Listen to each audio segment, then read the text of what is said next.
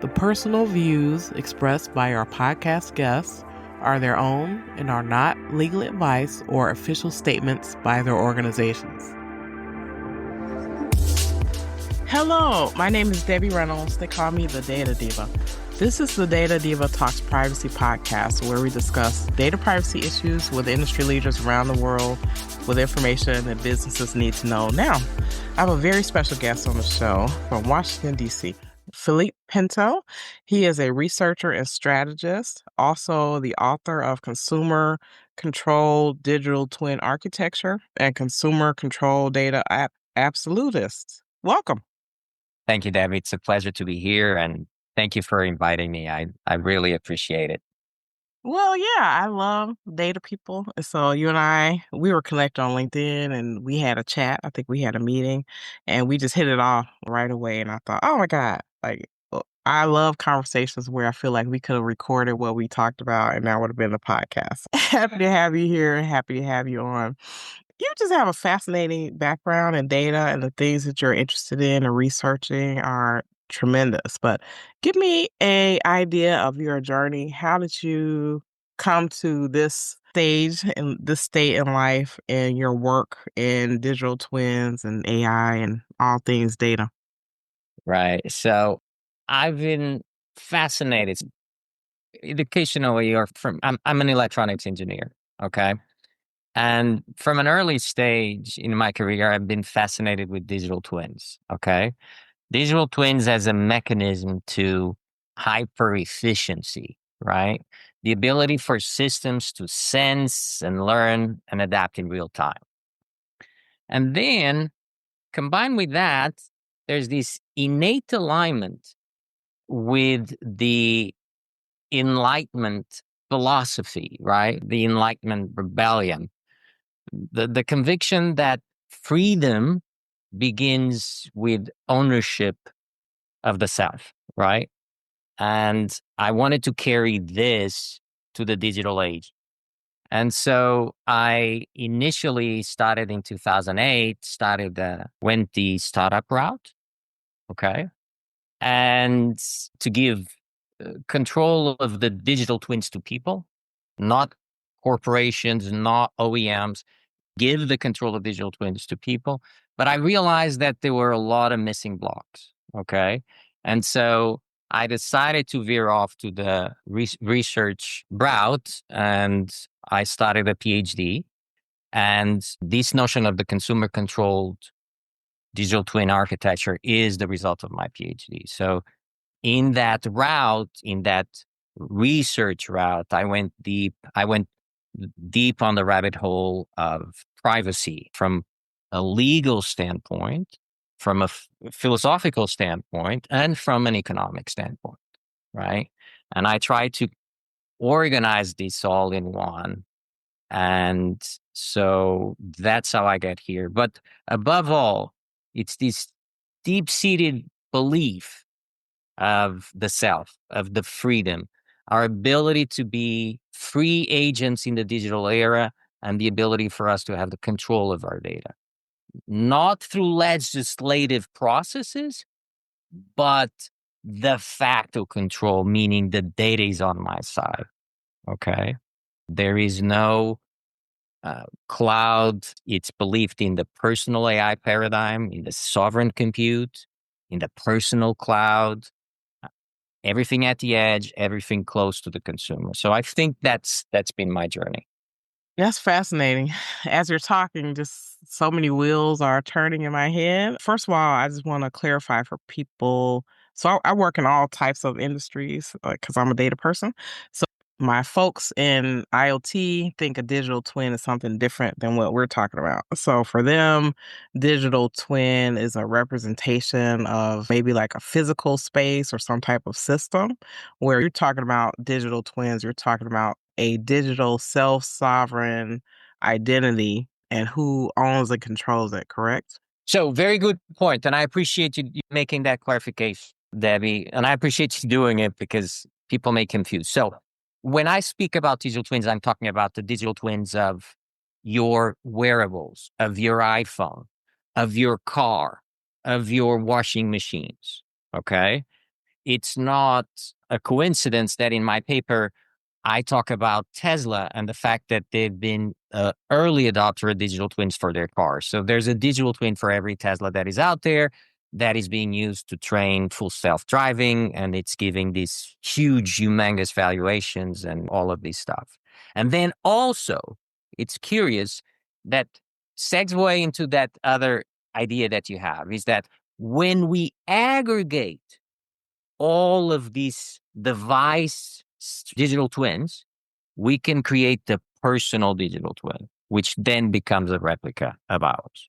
So in the future, in the section 5 of my paper, I point out to this notion of a consumer control personal digital twin, okay, which then becomes our representative in the digital realm.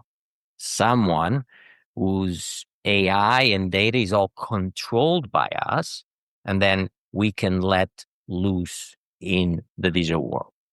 In other Right. words, data we control, a twin we can trust. Excellent. So I want your thoughts. I have tons of ideas now. Two things. One is that I find that regulation is too narrow because not all data is regulated, right? I feel like anything that I produce for myself should be personal to me, right? And I should be able to do whatever I want to with it. But then also on the digital side of things, not everything about a person is in digital spaces. And so to me, that creates a situation where inferences can happen, or there's kind of an overfit of identification about you. For instance, let's say a digital system only knew that you like peanut butter and jelly. Okay.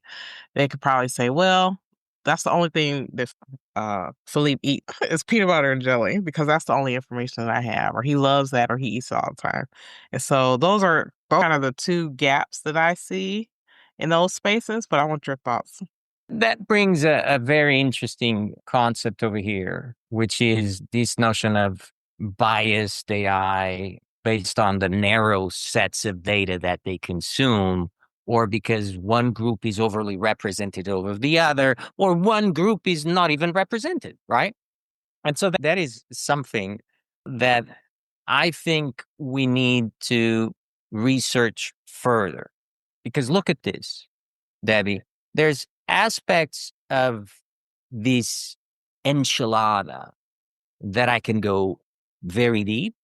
And then there's aspects that my knowledge is kind of surface, right? And one of the things that I most appreciate about my PhD journey is that it taught me to say, that issue is fascinating, but I still don't have the answers. And I'll tell you one example of why I say this. The biggest criticism people can say about my architecture or my proposal is that, Philippe, you're pushing to the personal cloud, which means that there will have to be consumers willing to invest in buying this personal cloud. There's investment. What about the Native American Indian that lives in the reservation with very low ability to spend all of this money? What about them? How is their data going to claim their digital self? And I will flat out tell you, Debbie, in the attempt to reduce the externalities of technology, we constantly create new other. And so there's an innate disenfranchisement from this. Do I have solutions to close them? Yeah, I do. I think that one way to do this is through subsidies from certain types of technologies. But again, one of my objectives, Debbie, is to bring a coalition of people, economists, legal scholars, ethicists, technologists, and people like you, right? People that can communicate with public, right? Communicators to try to resolve this in an open source approach. I don't think anyone has a solution. I don't think organizations have a solution. They have totally different incentives. And I think it's people like you, people that can bring people together. And I don't know if I answered your question, but bottom line is, Debbie, I don't have all solution, right? Yeah, And totally. that's a very critical problem. Yeah. Well, that's why we're talking because we're trying to all figure it out. There's so much to do and so much to think about. So the way the data is today, I feel like we can't continue what we're doing. So the way data is today is everywhere. It's flows everywhere. People don't have control over it. Decisions are being made about people with data they may not know about.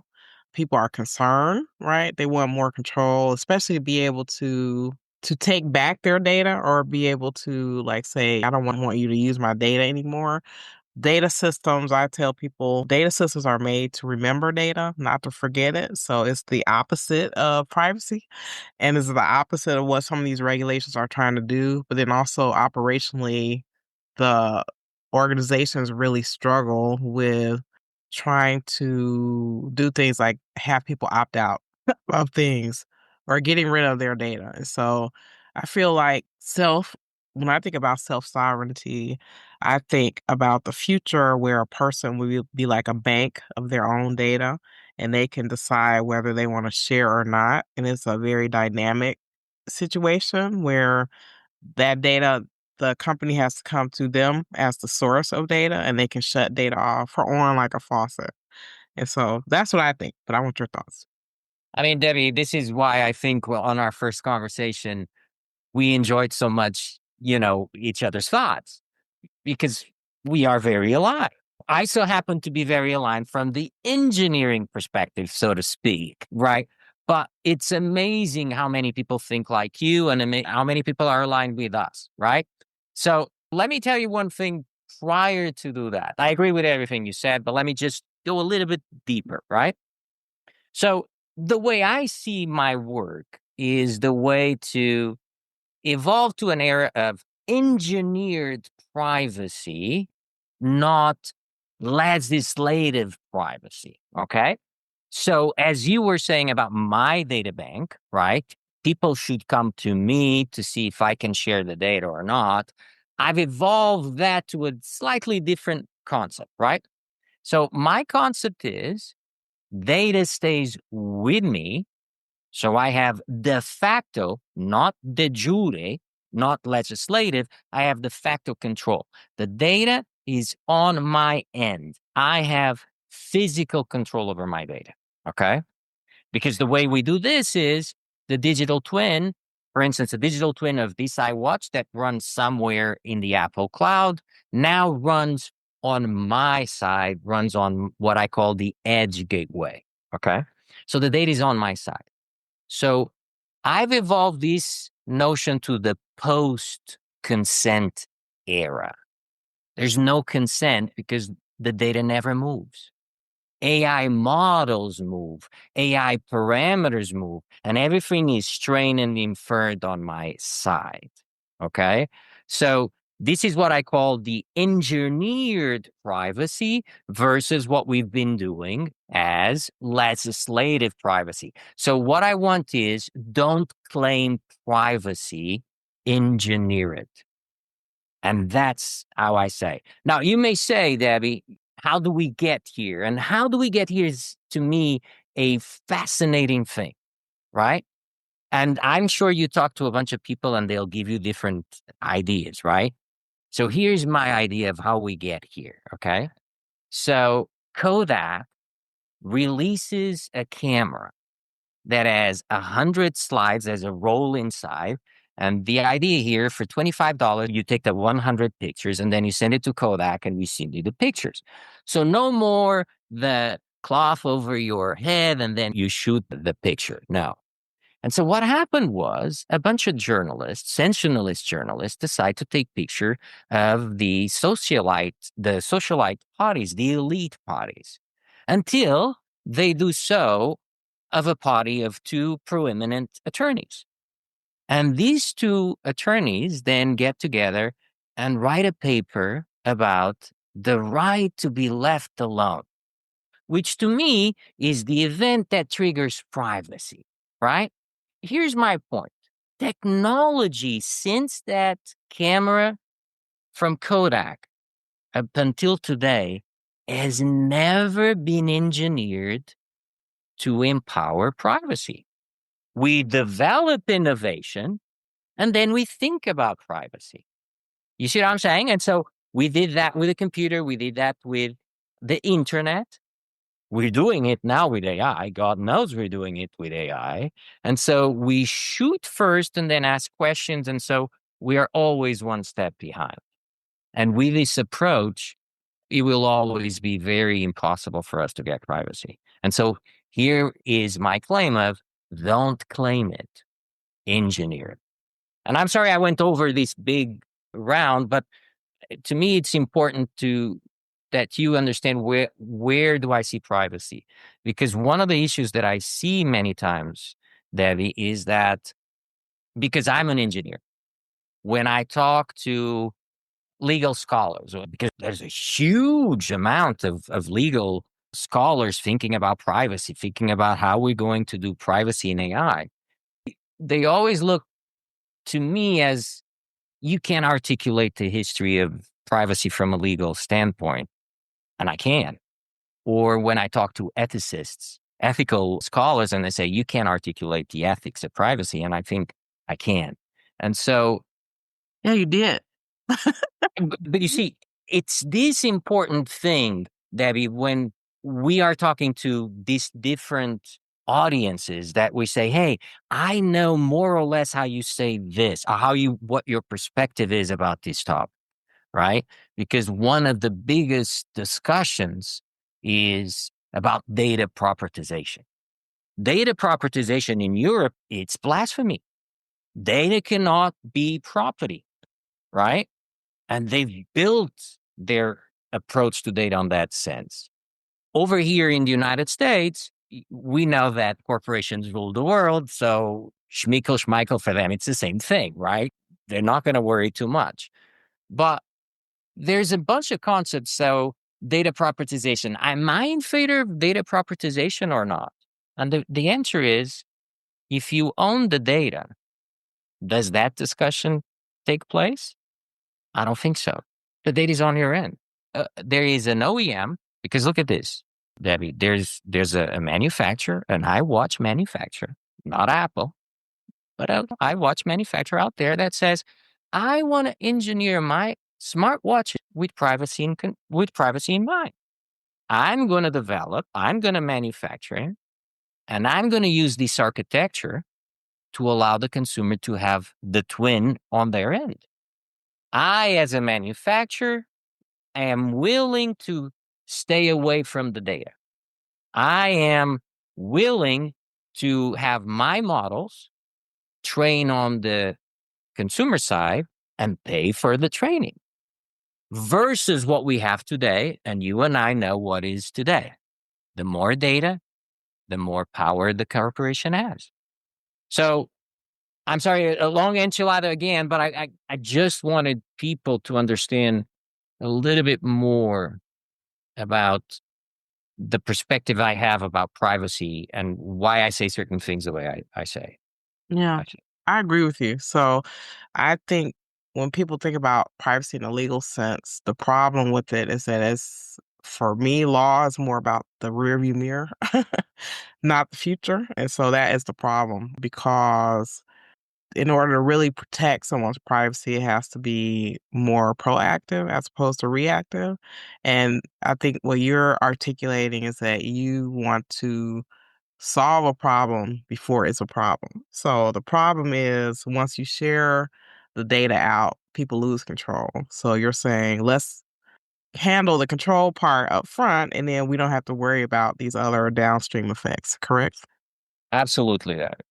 In name of intellectual honesty, you may say, but Philippe, if I send you my model to train on your data, wouldn't there be some private leakage, some data that goes into the model?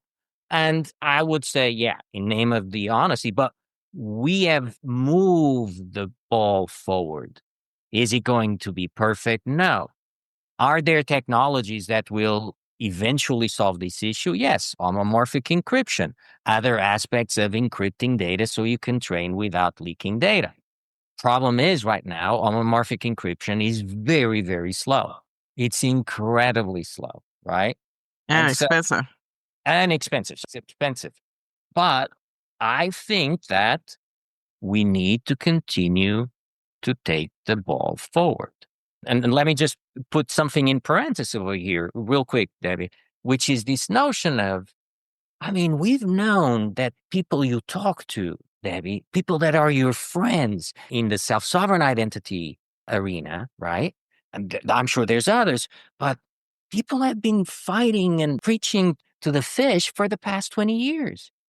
The self sovereign identity movement started in early 2000s, right?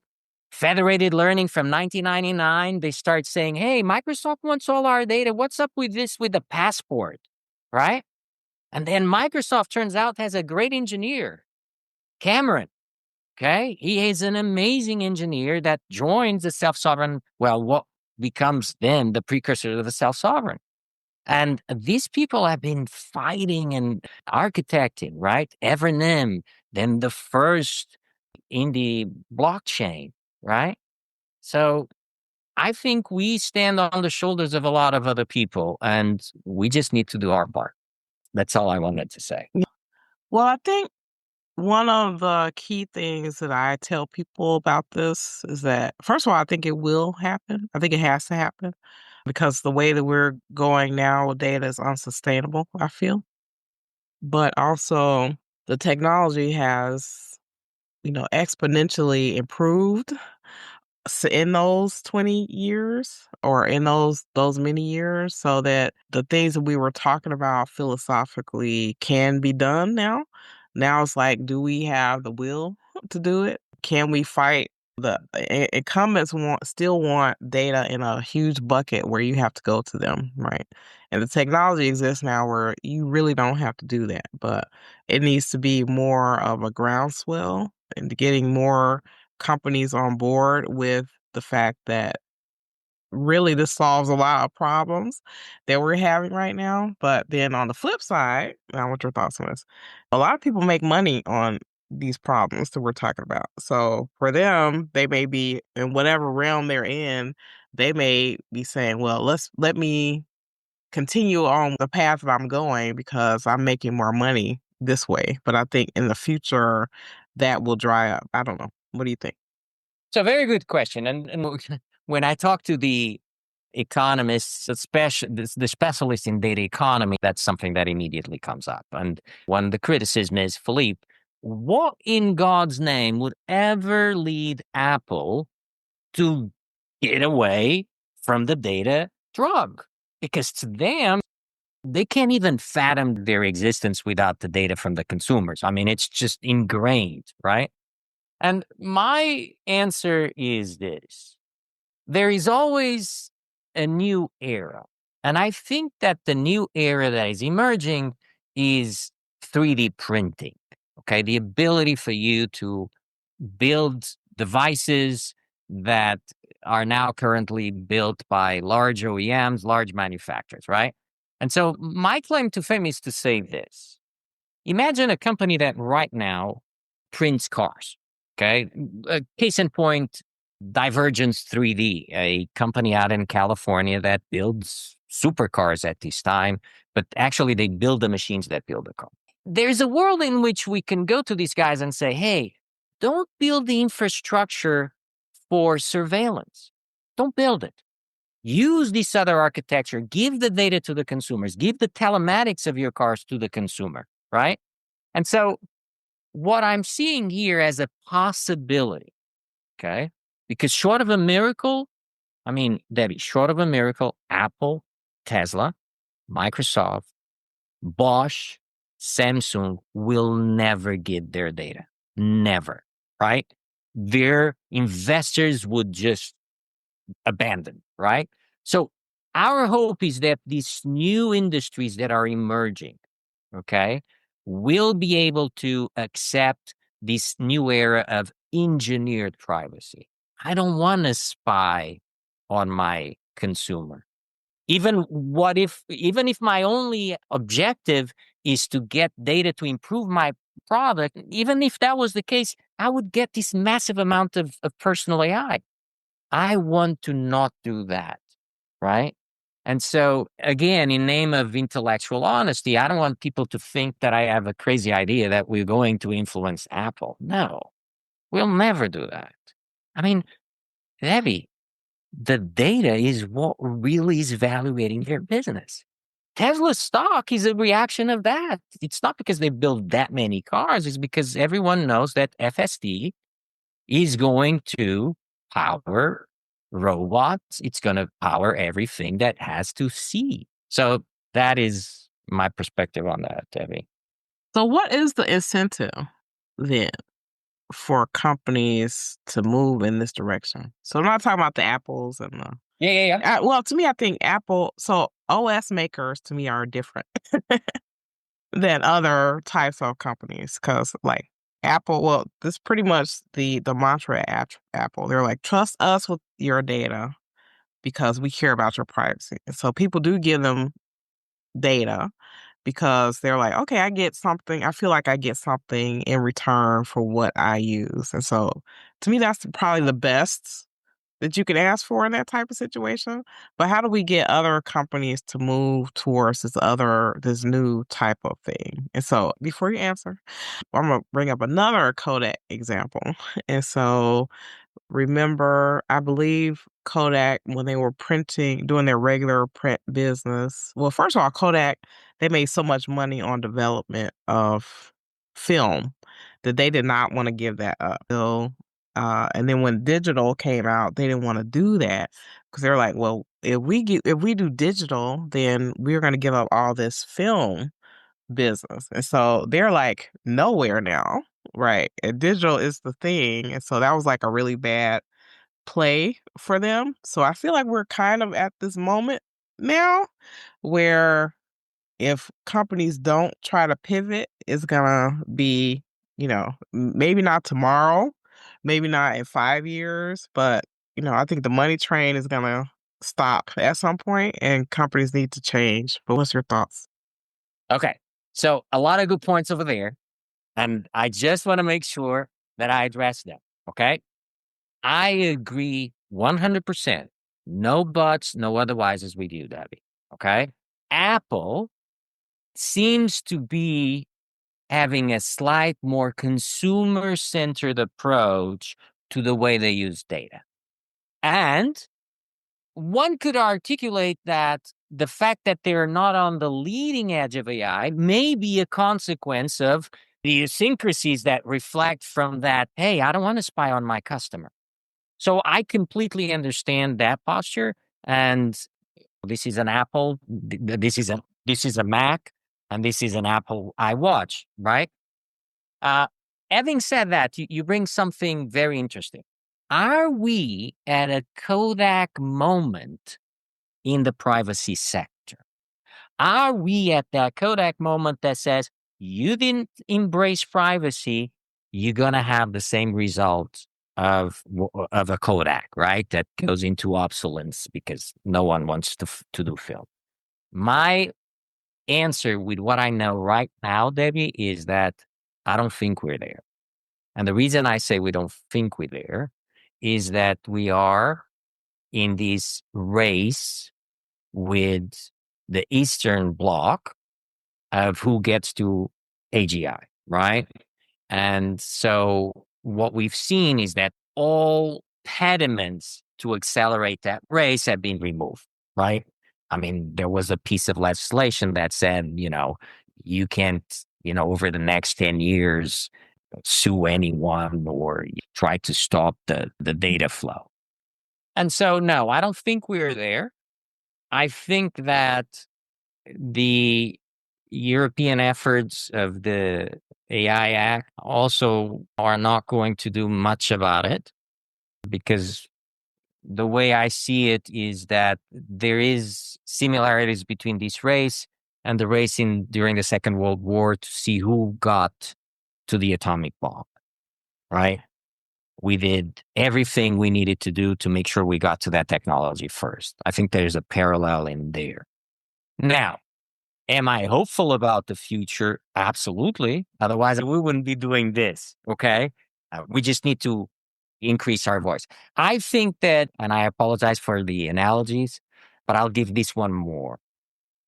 I think that what I call the 3D printing world, right? I call them the mammals of the Jurassic era. So they're still there. They're very small. They have a very small portion. This is a world of the dinosaurs, right? So this is the world of the big OEMs, the people that consume data. They're dinosaurs. They consume data, right? And so there will be an event where we will say, hey, 3D printing now can print electronic device. We're not there yet. Okay. When we can have either nanobots or 3D printing or whatever process of manufacturing that gives us compelling devices, it may not be as sophisticated, but compelling devices to say, hey, Debbie, do you want the iWatch that sends data to Apple or the iWatch that sends data to your cloud? When we get to that parity, even if it's not very similar, but when we get to that stage, I think we'll get there. Now, because of the analogy of the dinosaur, this is where I see the comet that we are about to enter the humanoid robot era. And the question I put back to you, Debbie, is this. Would you feel comfortable to have a Tesla bot in your house, seeing how you do things, how you like your kitchen cleaned, when do you like your kids to be put to bed?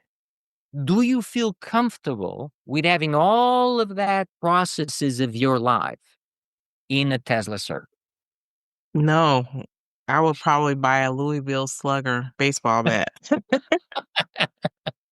So that is my point, right? There's a little mammals crawling over there. They're still don't know where they want to go.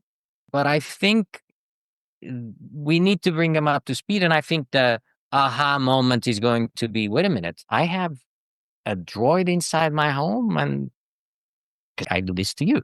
Okay. And this is an example that I think it's one of the most provocatives that I've thought so far, which is when will we wake up to the fact that these droids will be able to testify against us in court? Yeah. Well, smart devices already do that. Right? But a droid, just because that's this much more information, can listen, can see your process and say, was Debbie at home? Yes or no? Yeah. Yeah. Well, that's what your thermostat does, basically. It's like, so are we there yet? Are we at that Kodak moment, Debbie? We're getting to it fast. Let's hope that your voice and the people that you bring onto to your podcast get Joe Rogan level audience, right? We need you to become Joe Rogan voice to really bring these issues up. Oh, thank you so much. Yeah, I think it's really important. I think that my view is that we need to share less.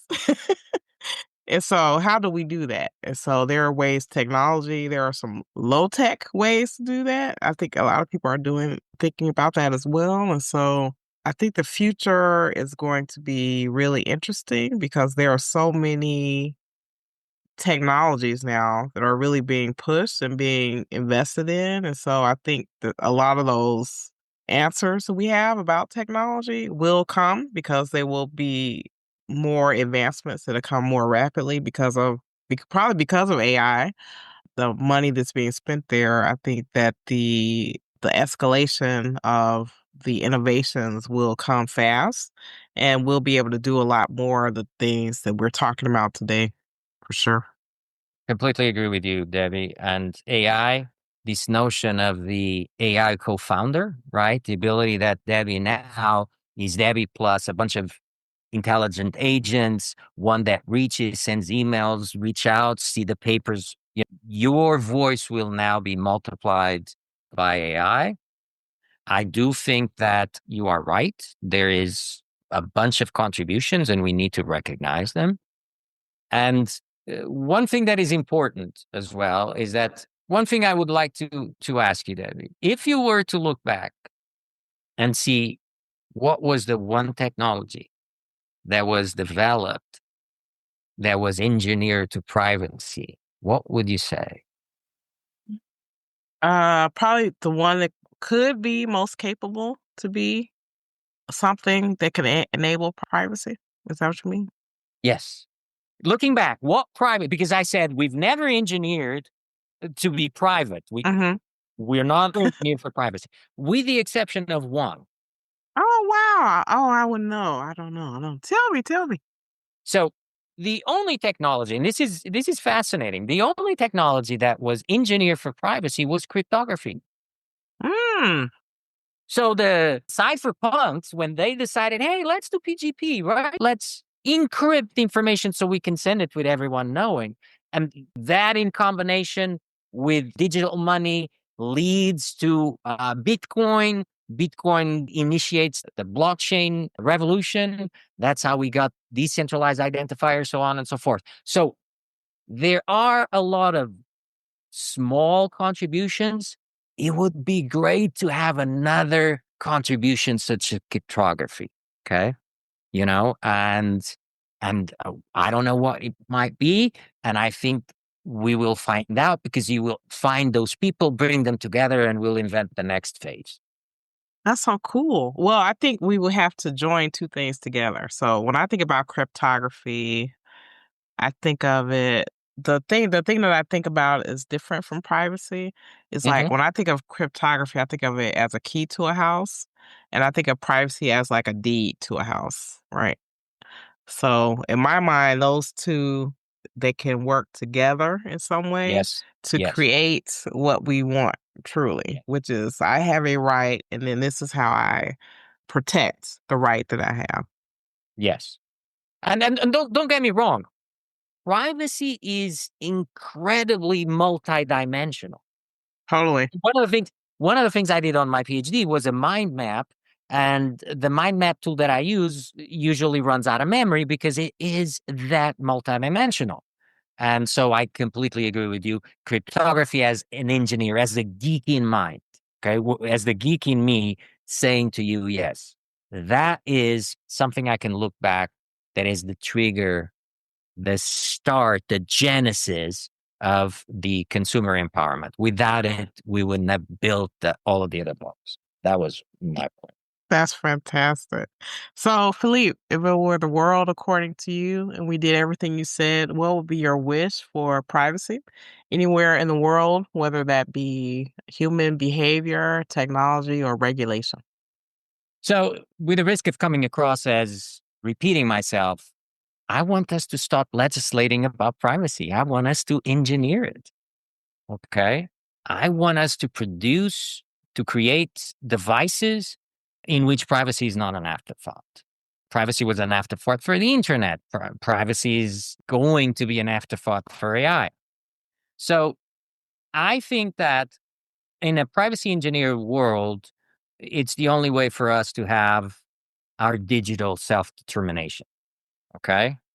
And in my perspective, with the limitations that we have so far, that points towards the personal cloud, to the sovereign compute, to the edge compute. So if I can wish for privacy, I wish for a model in which we have de facto control. The data stays with us in that safe you call, Debbie. It doesn't move. It's my data stays there. I may wish to train models or not. I need to be able to be the right to be forgotten. Okay. Because if the data is here, I can just twin or untwin my devices. I can have my devices get information about me or just say untwin, do your thing. No data is moved. And so that's what I wish to for. I wish for an era of engineered privacy. There's a role for everyone. Hmm. We will push the boundary of privacy forward. We'll come across other problems. And for that, we need the legal scholars. What I think we need to accept is that the legal route, and I think you and I agree on this, has not led to much improvements. If anything, I'm extremely pissed off that every time I go to a website, I have to click the same thing. I agree, don't I agree? I know the IEEE is coming up with a standard that will eliminate that, but no, I mean, that's the only real thing I see. And I still feel that the large OEMs, the large software oligopolies still run with impunity. I mean, so sorry I went so long, but No, that was amazing. And the thing that you said, which is to me now in my mind, the missing link is the determination. You said self-determination, and the determination part is what has been missing. yes. So, yeah, perfect. Perfect. Well, thank you so much. This has been so much fun to talk with you. You're amazing. Please follow Philippe on LinkedIn. I just love the things that you say, and your work is fascinating. So, yeah, I look forward to talking with you soon. Thanks so much, Debbie. I really appreciate your time, and we need you to get Joe Rogan level. That's okay? right. I'll help you in anything I can, okay? Thank you. I really appreciate it. I'll talk to you soon. Thanks, Debbie.